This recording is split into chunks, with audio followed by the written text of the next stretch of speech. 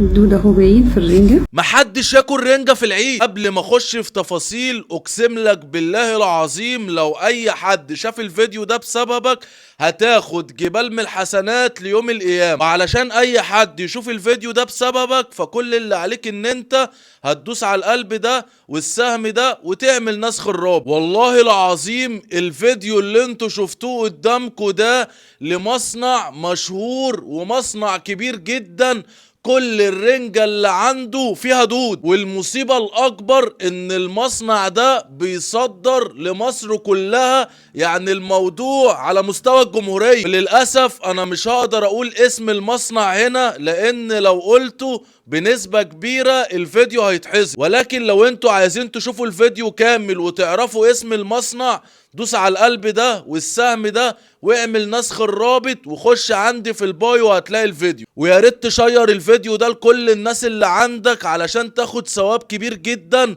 ومحدش ياكل الرنجة دي.